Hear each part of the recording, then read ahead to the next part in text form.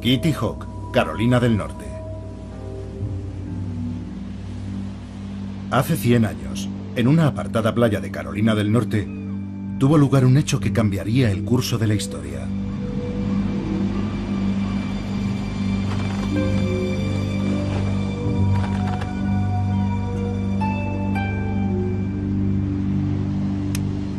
No hubo muchos testigos, tan solo unos cuantos pájaros curiosos y algunos pescadores del lugar.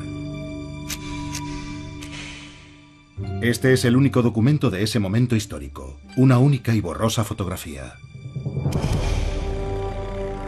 Fue aquí donde un joven fabricante de bicicletas hizo realidad un sueño largamente perseguido: volar. Solo permanecería en el aire 12 segundos, recorriendo 40 metros. Pero fue el primer vuelo impulsado del ser humano. Naturalmente, el primer vuelo en el mundo tuvo lugar muchísimo tiempo antes. Aproximadamente 300 millones de años antes de que el hombre conquistara el cielo. El primer vuelo. Aquellos 12 segundos en Kitty Hawk presenciaron el amanecer de una nueva era para la humanidad. Pero el vuelo había evolucionado de forma independiente en la naturaleza 4 veces. Insectos, pterosaurios, murciélagos y aves. Una de las grandes historias del éxito de la naturaleza.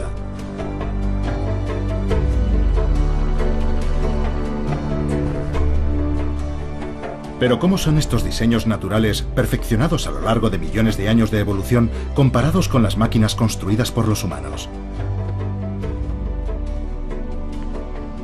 Después de todo, solo hemos tenido un siglo para ponernos al día.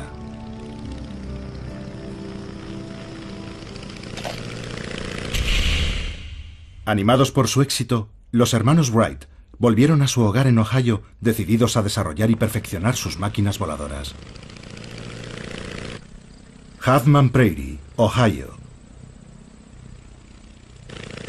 2 años después, habían perfeccionado el modelo Wright A, capaz de volar durante casi 1 hora.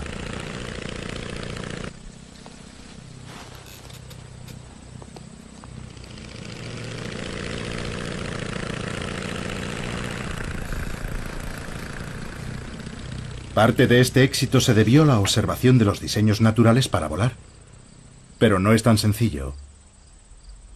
La fotografía de Kitty Hawk no muestra que el primer aparato de los hermanos Wright fuera prácticamente imposible de pilotar.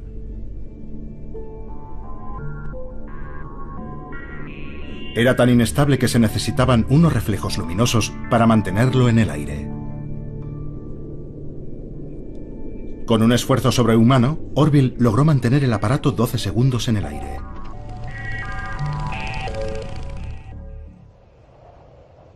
Control y estabilidad. La naturaleza también tuvo que superar los mismos problemas. Las aves tienen que reaccionar a los constantes golpes de viento con millares de diminutas correcciones en su vuelo. Pero tras millones de años, la evolución perfeccionó unos reflejos que nosotros nunca podremos igualar. Los reflejos de estos tordos alirrojos son tan veloces que, cuando un pájaro gira, todos los demás reaccionan al instante y la bandada se mueve al unísono.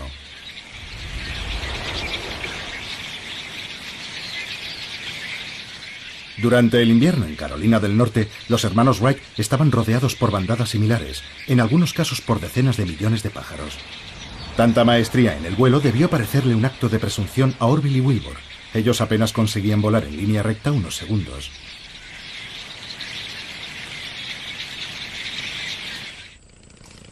Pero los avances fueron tan rápidos que solo 2 años después, los hermanos Wright ya tenían la primera aeronave funcional. Fue entonces cuando la aviación realmente despegó. Wilbur murió en 1912, pero Orville vivió para ver volar el primer avión a reacción. Y justo 66 años después del vuelo en Kitty Hawk, el hombre caminaba sobre la luna. Pero levantar el vuelo no fue fácil. La mayoría de los primeros diseños estaban basados más en la esperanza que en la ciencia.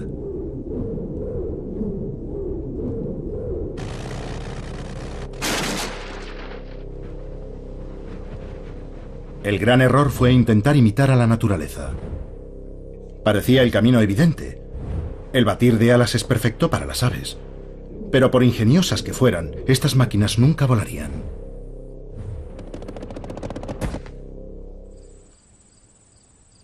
Unos pocos pioneros siguieron un enfoque completamente diferente, preparando el terreno para los hermanos Wright.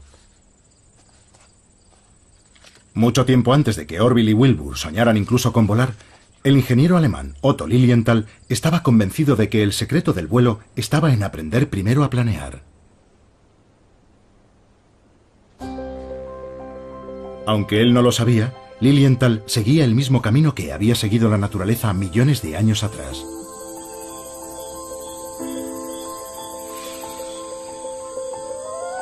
Los animales planeadores recorren largas distancias velozmente sin usar mucha energía.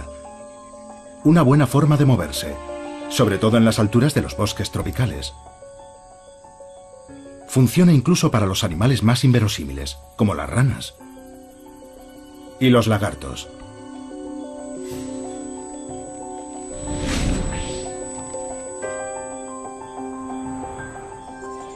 La rana voladora de Wallace tiene unas enormes patas palmeadas que funcionan como una mezcla de planeador y paracaídas.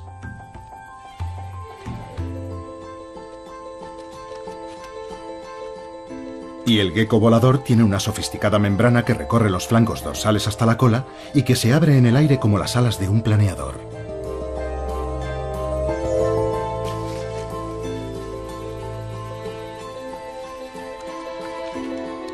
Pero fueron los mamíferos los que realmente adoptaron la vida como planeadores.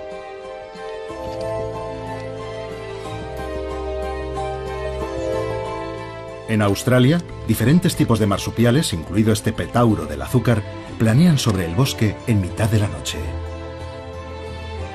Como todos los mamíferos planeadores, posee una membrana entre las patas delanteras y traseras.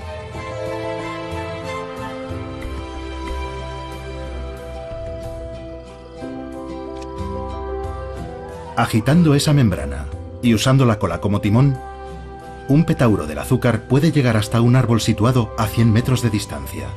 La mayoría de los científicos coinciden que hace aproximadamente 60 millones de años, un animal planeador similar desarrolló la capacidad de volar, el primer murciélago. Lilienthal desconocía cómo habían evolucionado los murciélagos, pero siguió el mismo camino. Primero, aprender a planear, algo a lo que se dedicó con entusiasmo. Lichterfelde, Alemania, 1896. Lilienthal diseñó 16 planeadores diferentes y realizó un número extraordinario de vuelos, más de 2000. Pero solo podía dirigir sus planeadores moviendo las piernas de un lado a otro. Más tarde escribiría: mientras hacía esos experimentos, el viento me sacudía con violencia y me veía obligado a realizar una auténtica danza en el aire para mantener el equilibrio, aunque siempre podía hacer un aterrizaje seguro. Lamentablemente, el sistema de control falló en una ocasión con efectos desastrosos. Su muerte enseñó a los hermanos Wright una valiosa lección. Wilbur comprendió que Lilienthal había muerto por no poder controlar suficientemente su planeador. El sistema de control es tan importante como las alas para conquistar el aire. Pero una vez más, la naturaleza también tuvo que resolver esos problemas.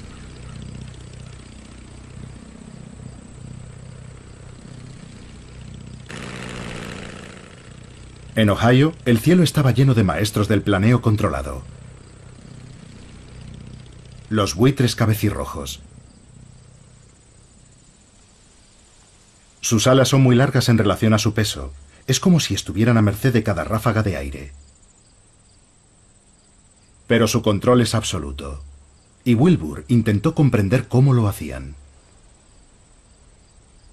Se me ocurrió la idea de que posiblemente el pájaro ajuste las puntas de las alas de forma que una adopta un ángulo positivo y la otra un ángulo negativo, convirtiéndose así en un molino viviente.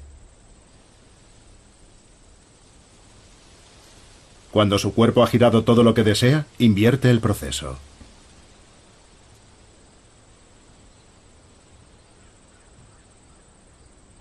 Estas observaciones inspiraron a los Wright la idea para su sistema de control, denominado torsión del ala. Actualmente los aviones no se controlan así y el sistema era muy inestable en los primeros diseños. Pero pocos años después, la torsión del ala significó poder volar con estilo. Un complejo sistema de cables conectados a la columna central de control tensaba y retorcía las alas, dirigiendo el avión hacia la izquierda y la derecha. Y delante, un grupo de timones de profundidad levantaba o bajaba el morro del avión.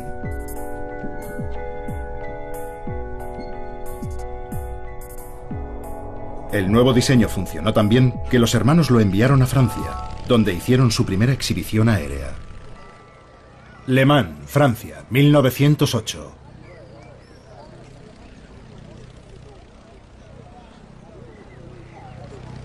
Los hermanos Wright por fin revelaban sus secretos al mundo. Y un grupo de aviadores novatos contemplaban asombrados la exhibición. Entre ellos, fácilmente reconocible por su espectacular mostacho, estaba Louis Blériot, el carismático aviador. Blériot había construido y estrellado varios aviones propios, por lo que estaba extremadamente interesado en saber cómo los Wright podían volar tanto tiempo y aterrizar de una pieza. Blériot comprendió que la respuesta era la torsión de las alas. Pero ni Blériot ni los hermanos Wright sabían que estaban rodeados por los mayores expertos en torsión alar. Los insectos, más incluso que los pájaros, usan sofisticadas formas de torsión para dirigir su vuelo.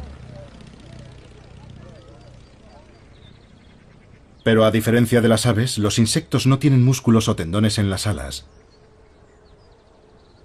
En su lugar, una compleja red de fuertes venas controladas por los músculos situados en la base les permite retorcer las alas, un diseño similar al del aparato de los hermanos Wright.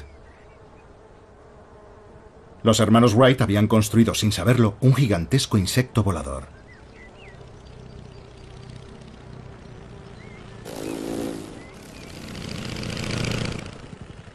Las libélulas poseen las alas más complejas de la naturaleza. Pero libélulas como esta ya volaban 300 millones de años antes que los hermanos Wright. Y eran las reinas del aire. Volando hacia adelante, hacia atrás o en vertical, las libélulas pasan la mayor parte de sus vidas en el aire. Algunas incluso ponen sus huevos volando.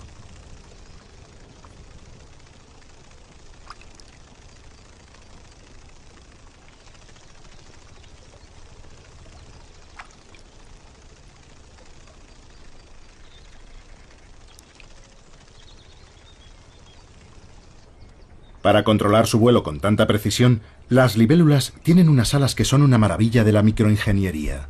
Su complejidad es tal que los científicos aún no entienden del todo cómo funcionan.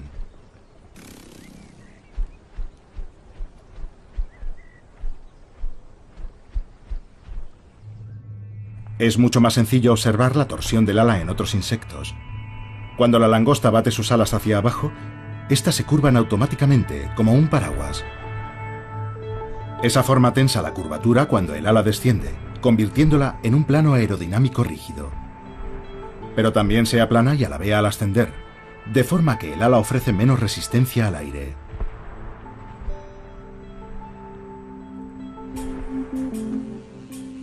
El mundo en miniatura de los insectos voladores está lleno de revelaciones. Hasta hace pocos años, los científicos no tenían ni idea de cómo volaba un insecto. Si la ampliamos a la escala de un avión, el ala del insecto no funcionaría. Pero en su pequeño mundo es tan eficiente que en ocasiones cada movimiento de las alas crea 2 o 3 veces la fuerza de sustentación equivalente a la del ala de un avión. Y eso es porque a pequeña escala el aire actúa de una forma muy diferente cuando pasa por el ala del insecto. El vuelo crea patrones de turbulencias de aire, los vórtices. Cuando el insecto mueve sus alas hacia abajo, se forma un vórtice en la parte superior de su perfil alar, generando la mayor parte de la fuerza de sustentación.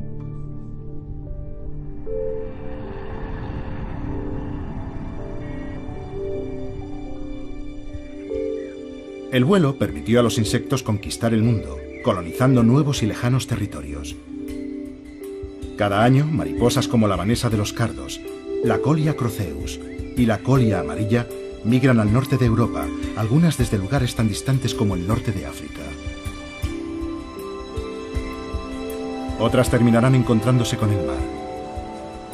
Pero para un insecto que puede volar, ni siquiera el Canal de la Mancha es un obstáculo. ¿Puede el vuelo hacer lo mismo por los aviadores humanos? Calais, Francia, 1909.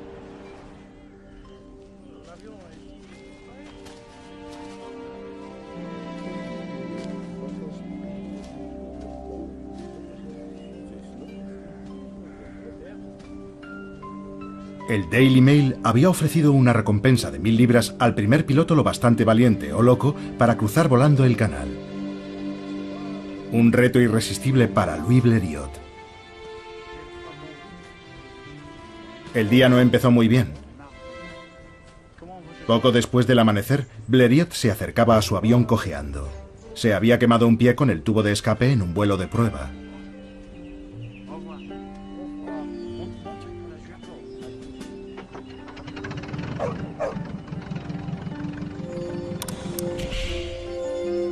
Y el día iba a empeorar.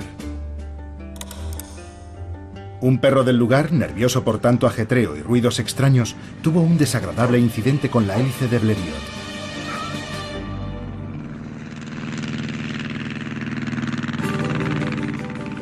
El avión salió mucho mejor parado que el perro. Pero la multitud que había acudido para ver despegar a Blériot estaba comprensiblemente inquieta.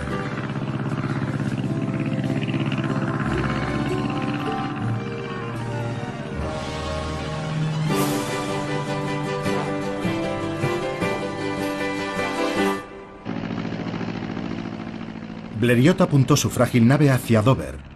Había calculado que el vuelo duraría algo más de media hora, pero llevaba en el aire más de 50 minutos, por lo que no tenía mucho margen para errar.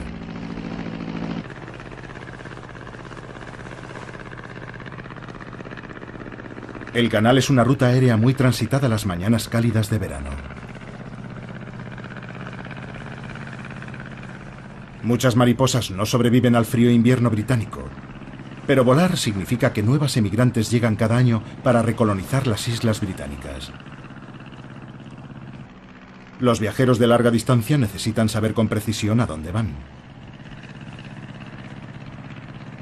Los insectos usan el sol y el momento del día para trazar su rumbo.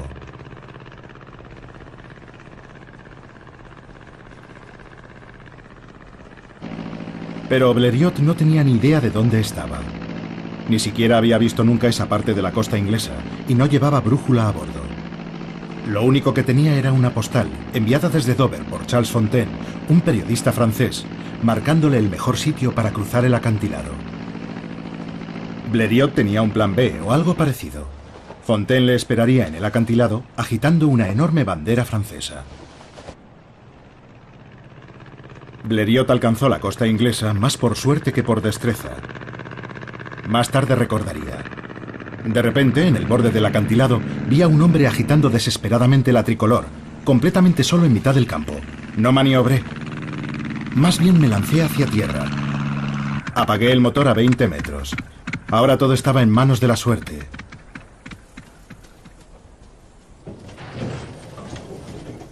El tren de aterrizaje no aguantó muy bien, pero ¿eso qué importaba? Había cruzado el canal.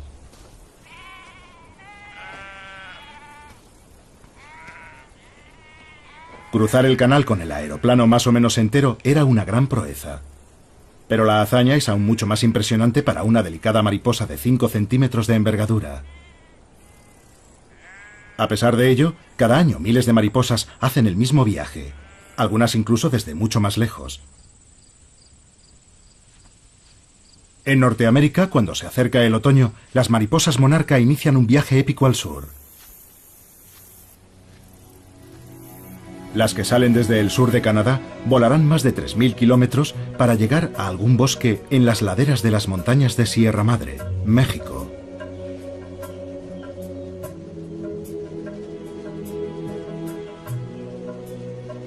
No solo es una hazaña de resistencia de larga distancia. es un auténtico milagro de la navegación, ya que aquí, en este bosque, se reúnen mariposas llegadas desde toda Norteamérica. Un testimonio del poder del vuelo.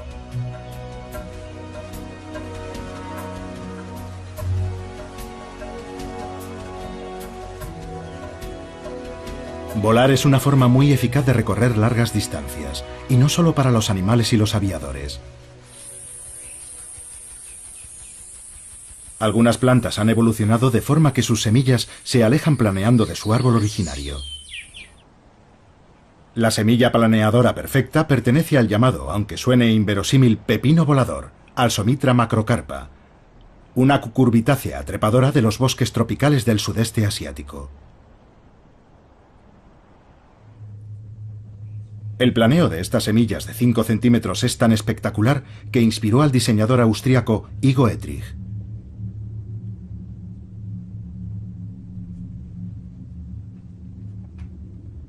Primero, Etrich construyó una serie de planeadores inspirados en el diseño de la semilla. Después diseñó un avión con la esperanza de mantener al Imperio austrohúngaro en la carrera por la conquista del aire. Pero el nombre de su avión, Taube, paloma, recuerda su forma de ave, y no la de la extraña semilla que lo inspiró. Etrich estaba preparado para hacer volar su original diseño justo un año después de que Blériot cruzara el Canal de la Mancha. Wiener Neustadt, Austria, 1910. Etrich demostró la navegabilidad del avión sobrevolando Viena a 300 metros de altura.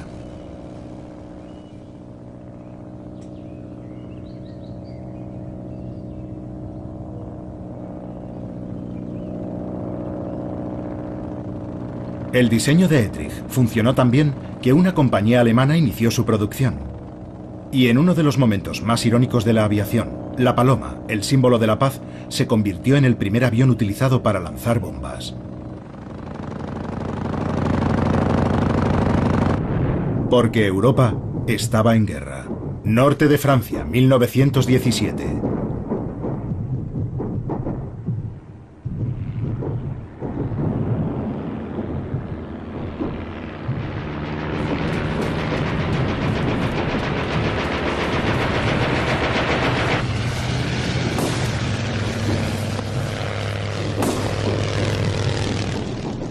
La Primera Guerra Mundial dio un nuevo y urgente giro a la aviación. Las naciones beligerantes necesitaban diferentes tipos de aviones para diferentes tareas.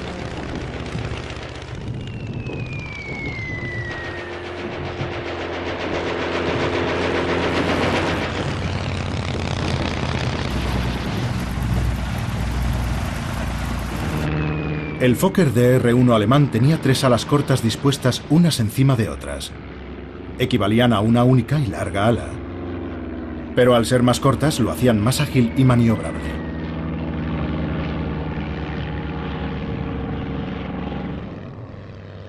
El caza Bristol, su rival, era un biplano más grande con 2 alas más largas. El Bristol no era tan ágil,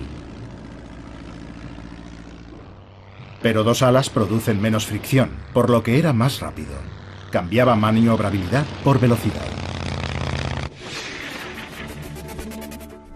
La naturaleza también tiene que elegir. Los diferentes voladores evolucionaron para diferentes tareas en el aire. La naturaleza también ha desarrollado formas eficaces para matar. El halcón peregrino está diseñado para la velocidad.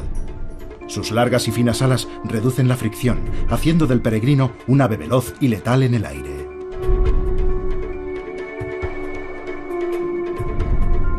Caza a otras aves en vuelo, y en las costas de Europa, su presa favorita es la paloma.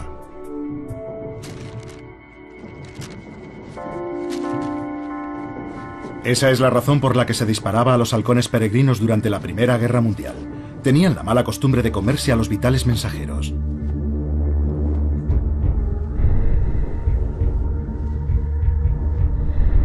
Pero cazar y matar exige algo más que un diseño elegante. Tanto el peregrino como el piloto necesitan una táctica. En el combate cuerpo a cuerpo, el caza Bristol no tenía ninguna posibilidad de superar al Fokker. Pero en un combate aéreo como este, la altura da ventaja al cazador. Incluso desde lo más alto, la penetrante vista del halcón puede seguir a centenares de metros a una paloma.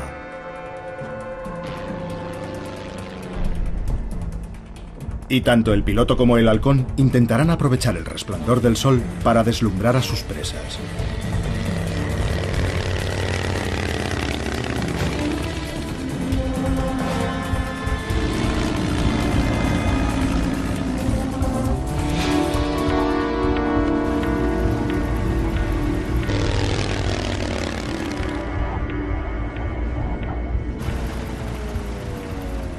Cuando se lanzan en picado, tanto el pájaro como el avión alcanzan la máxima velocidad, aproximadamente 250 km por hora.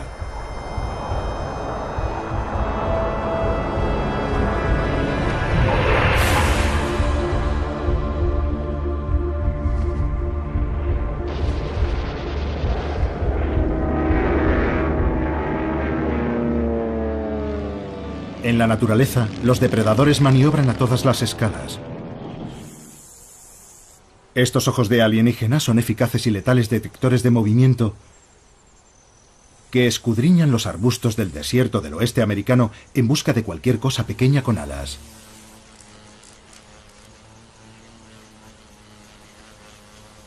Son los ojos de la mosca predadora, los cuatreros del mundo de los insectos. Mientras busca el mejor lugar para tender una emboscada a los incautos viajeros, exhibe su habilidad en el aire, volando hacia adelante, hacia atrás, de lado y haciendo aterrizajes de precisión.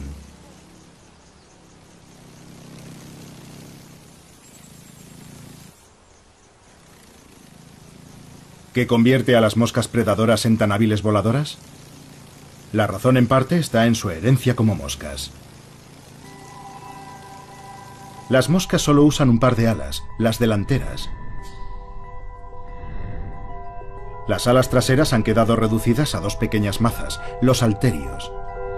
Cuando estos insectos revolotean y giran, los pesados halterios ven alterado su patrón de movimiento.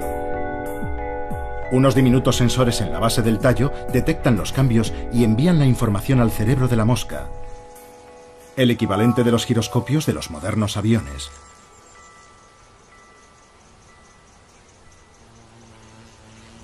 Las moscas predadoras usan esta tecnología para hacer vuelos cortos y rápidos de una precisión letal.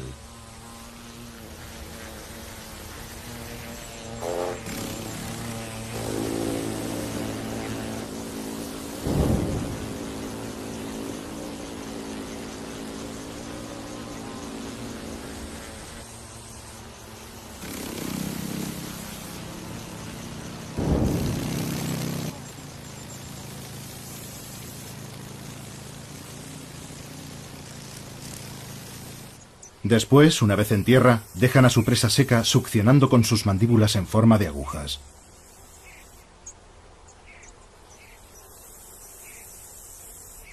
Son tan rápidas que son capaces hasta de capturar a un saltamontes en mitad de un salto. Pero algunos insectos son demasiado grandes y duros, incluso para las moscas ladronas.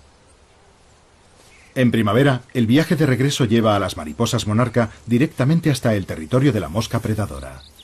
Son las mismas mariposas que volaron al sur el año pasado, pero no volverán volando directamente a casa. Se detendrán para reproducirse, dejando sus huevos en las plantas de Asclepia.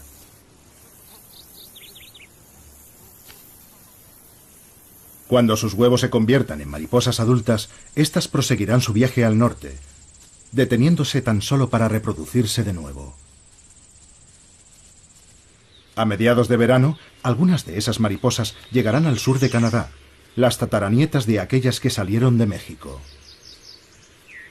Algunas llegarán tan lejos como Terranova, en la costa noreste. Un viaje espectacular para una criatura tan pequeña. Tan solo 16 años después del primer vuelo, los aviadores estaban preparados para su primer vuelo de larga distancia. San Juan de Terranova, Canadá, 1919. Dos pilotos británicos, el capitán John Alcock y el teniente Arthur Brown, estaban a punto de enfrentarse a 3.000 amedrentadores kilómetros de océano Atlántico.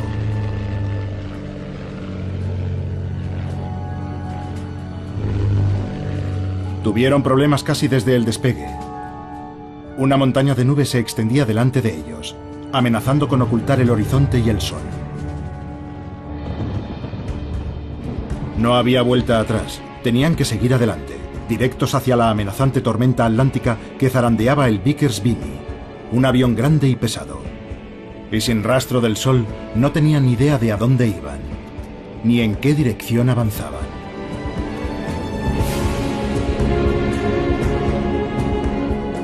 Y ellos no eran los únicos. Todos los años, las tormentas sorprenden y arrastran sobre el océano a algunas mariposas monarca.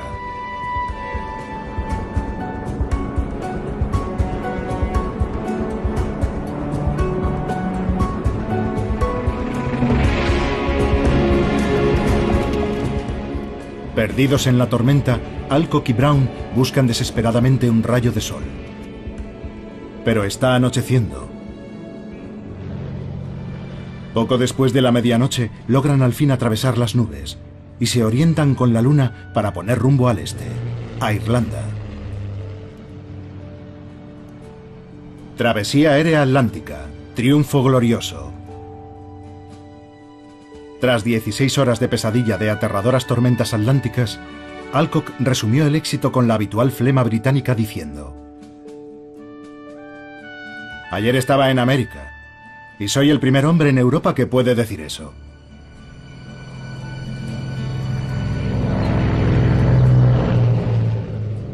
Su maltrecho avión se dirigió a lo que parecía un prado llano.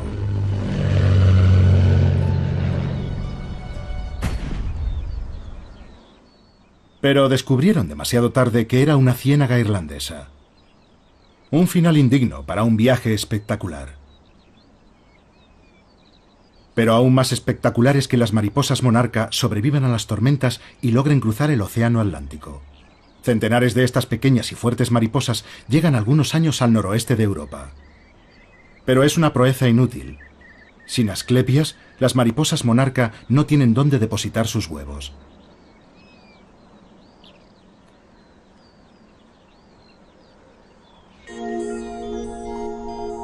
El Vimy, el avión de Alcock y Brown, era un bombardero de la Primera Guerra Mundial reconvertido. Un avión grande para su época.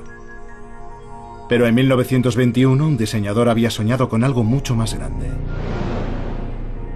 Un conde italiano, Gianni Caproni, construyó el primer jumbo del mundo. Un monstruo de 9 alas con una envergadura de 30 metros. Un hidroavión diseñado para cruzar el Atlántico Norte con más comodidad que el bombardero reconvertido de Alcock y Brown. Lago Mayor, Italia, 1921. El torpe Caproni CA-60 tan solo llegó a realizar vuelos de prueba. Incluso alzó el vuelo, brevemente. Pero esa fue la primera y la última vez que voló. Se había adelantado demasiado a su tiempo. Pero el tamaño no es un verdadero problema para los aviones. Actualmente hay aviones mucho más grandes volando en los cielos. El tamaño es más complejo para la naturaleza.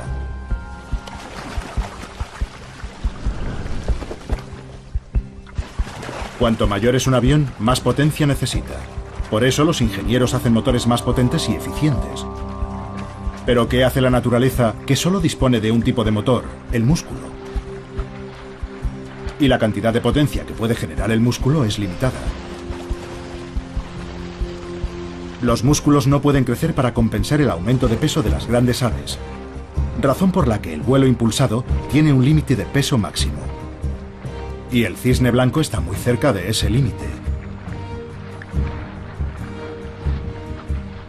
El despegue es lo que requiere más fuerza. Por eso el cisne tiene tantas dificultades para alzar el vuelo. Pero en cuanto alcanza la velocidad suficiente, la fuerza de empuje hacia adelante presiona el aire sobre las alas, generando la fuerza suficiente para mantenerlo en el aire. Una vez en el aire, los cisnes pueden hacer viajes asombrosos. Los cisnes cantores son los viajeros de largas distancias más pesados. Todas las primaveras dejan las islas británicas para viajar 1000 kilómetros sin paradas hasta Islandia.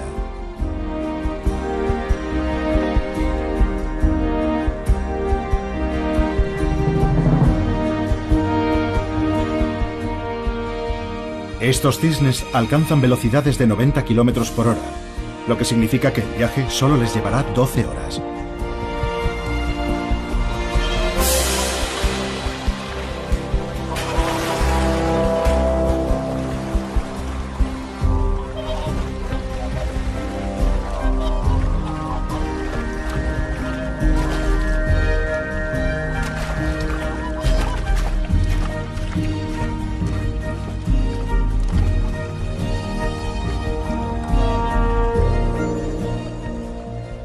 El tamaño determina lo que un animal puede hacer en el aire.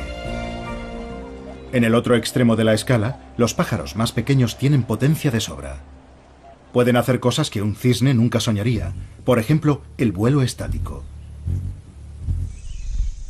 El vuelo estático es costoso, exige mucha energía. Solo los pájaros tan pequeños como los colibríes pueden detenerse en el aire sin restricción de tiempo. Sus alas son más rígidas que las de otros pájaros, pero rotan en la base, girando en el movimiento hacia atrás y generando así fuerza de sustentación en ambas direcciones, de forma que pueden mantenerse estáticos y, si quieren, volar hacia atrás.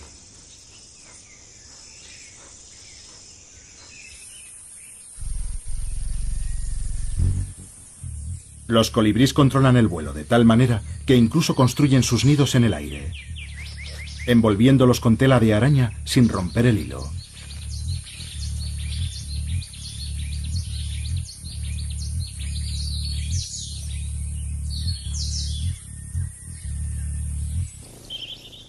Parece un colibrí, pero es un insecto. Tiene el mismo tamaño y su vuelo estático es tan bueno como el de algunos colibríes. Es una esfinge colibrí. Si reducimos la velocidad 80 veces, veremos que este insecto usa la misma técnica que el colibrí. Rotar las alas para generar la fuerza de sustentación necesaria, moviendo las alas hacia adelante y hacia atrás.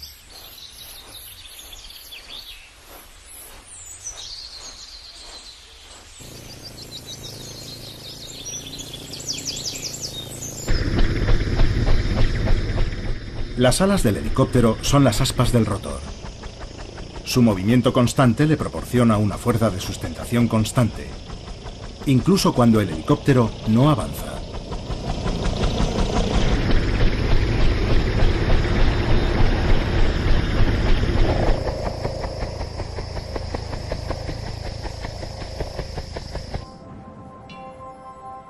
A comienzos de 1930, la ingeniería aeronáutica estaba lo bastante avanzada para que los aviadores se embarcaran en aventuras aún más atrevidas y peligrosas. Norte de la India, 1933.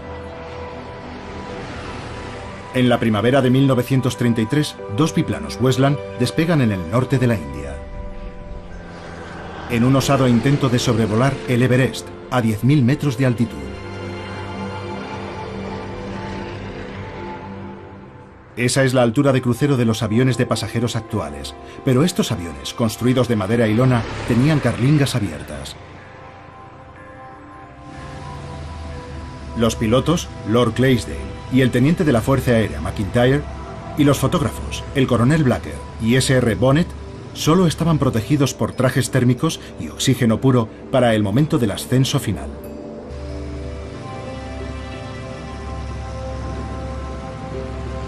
Su objetivo era fotografiar ese territorio inexplorado. Pero la única forma de hacer buenas fotografías era que el fotógrafo se asomara fuera del aeroplano.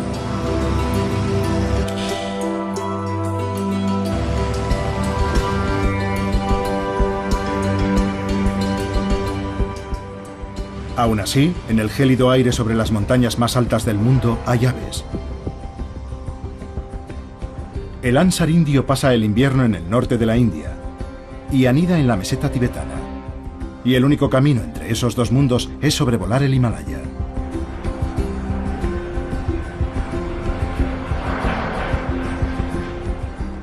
Estos gansos alcanzan alturas de 9.000 metros.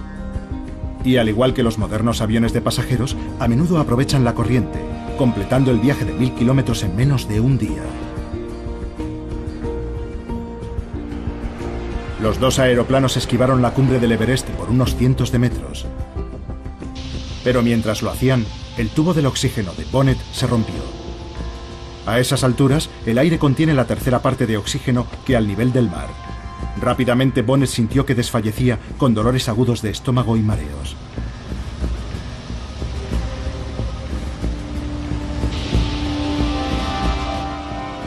Afortunadamente se dio cuenta del problema a tiempo, encontró la fuga y la reparó con un trapo viejo.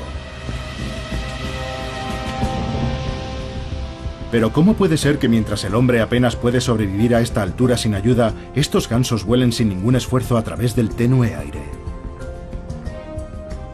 Todas las aves tienen una serie de sacos aéreos conectados a los pulmones, de forma que tanto al inspirar como al expirar, el aire es impulsado a través de los pulmones en una sola dirección. Es un sistema mucho más eficiente que nuestra respiración.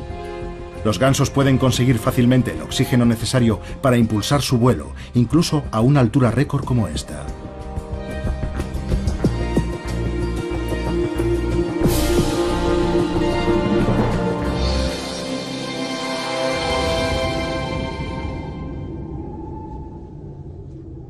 La mayor diversidad de voladores de la naturaleza se encuentra entre los insectos.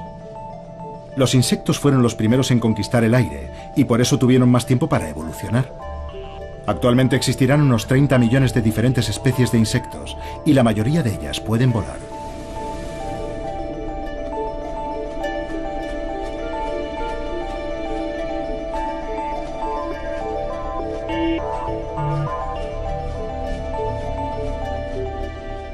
Hasta hace 60 millones de años, cuando aparecieron los murciélagos, los insectos tenían los cielos nocturnos para ellos solos.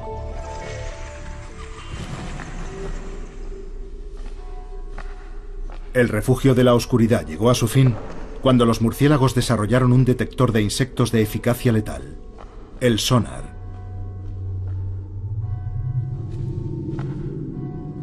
Y una vez más, la aviación imita a la naturaleza.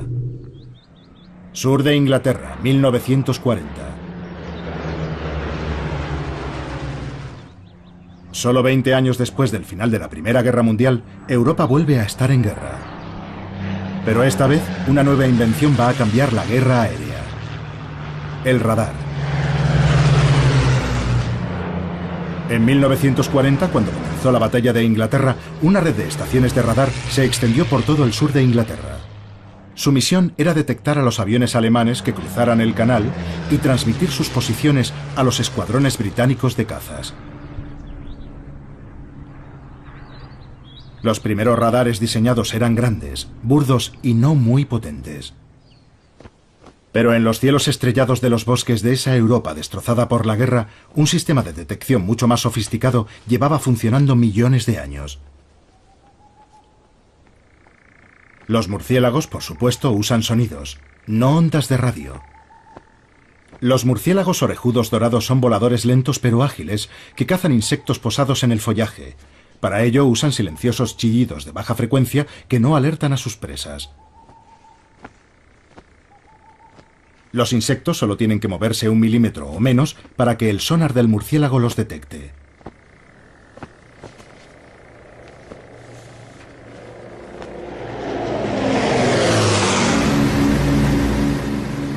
La urgencia de la guerra llevó a los científicos a experimentar con diferentes diseños de radares.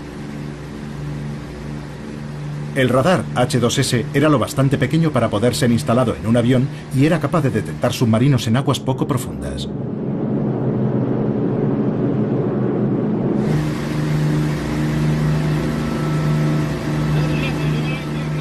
El radar H2S ayudó a hundir más de 250 submarinos solo en la Batalla del Atlántico.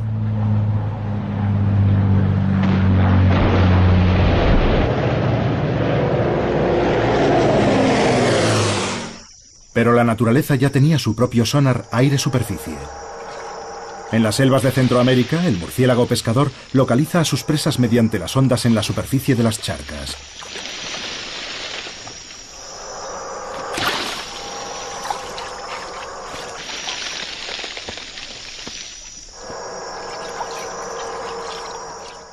Tanto la guerra como la evolución son una carrera armamentística, un ciclo incesante de medidas y contramedidas.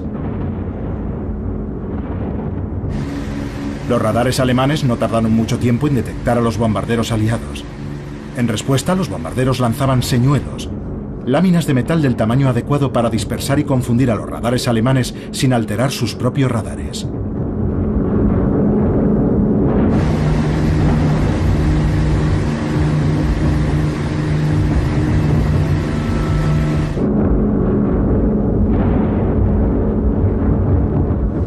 Esta carrera armamentística no es algo nuevo para la naturaleza. Los insectos no se quedaron sentados esperando a ser devorados por los murciélagos. Algunos evolucionaron sus propias contramedidas. La mariposa tigre escarlata posee un veneno que hace que su sabor sea horrible. Durante el día, sus brillantes colores disuaden a los depredadores, pero los colores no sirven en la oscuridad, ni ante el sonar del murciélago. Por eso, en cuanto oye el chillido ultrasónico del murciélago, la mariposa tigre responde con otro chillido, advirtiendo al murciélago de su pésimo sabor.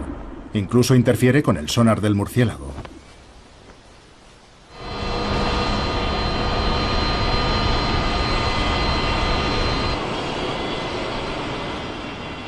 Hoy, un siglo después del primer vuelo, los aviones están por todas partes. Han recorrido un largo camino desde los primeros aparatos desvencijados. Los ordenadores de a bordo dirigen las complejas superficies de mando, reaccionando instantáneamente para estabilizar el avión. Igual que el cerebro de un pájaro controla sus alas con sus rapidísimos reflejos.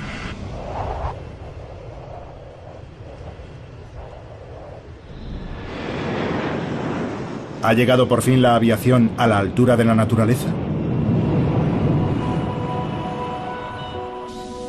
Aún no. Incluso una paloma común posee un diseño de alas con el que los ingenieros solo pueden soñar. Sus alas cambian de forma a medida que las plumas se superponen entre sí, abriéndose para alzar el vuelo y plegándose para el vuelo rápido.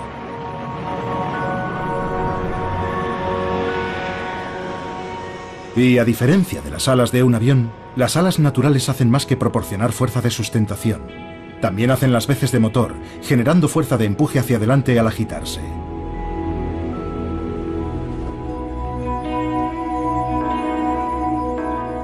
Los voladores naturales son mucho más sofisticados que cualquier cosa que haya diseñado el hombre. Pero el vuelo humano ha superado a la naturaleza en algunos aspectos. Podemos llegar más alto, más rápido y más lejos. Tan solo 6 décadas después de que los hermanos Wright sobrevolaran un campo de Ohio en su frágil aeroplano, despegaron los primeros pasajeros supersónicos. Y luego, pocos meses después, el hombre viajaba a la Luna.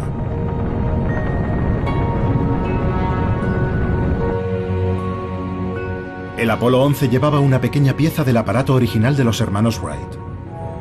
Su primer vuelo solo fue de 40 metros. Pero su último viaje, 64 años después, fue un viaje de ida y vuelta de casi 1 millón de kilómetros. Si hemos llegado tan lejos en 100 años, ¿qué podemos conseguir en el futuro? ¿Aún más alto? ¿Más rápido? ¿Más lejos? Esa habría sido la respuesta hace solo una década.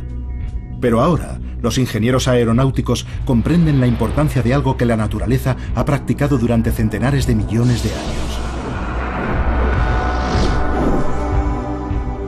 El vuelo evolucionó más de una vez en la naturaleza por su eficiencia energética. Y eso es algo que no puede decirse de aviones como el Concorde. Un siglo después del tambaleante vuelo de los hermanos Wright en la playa de Kitty Hawk, el Concorde se retiraba. Ahora los ingenieros trabajan para hacer aviones con una mayor eficiencia energética. Y en eso aún no han podido superar a la naturaleza. Usando la energía de los vientos del océano Antártico, el albatros da la vuelta al mundo sin apenas mover las alas. La máxima expresión de un diseño volador eficiente. El Concorde era grandioso y elegante, pero no podía compararse con el resultado de millones de años de evolución. Los primeros voladores originales de la naturaleza.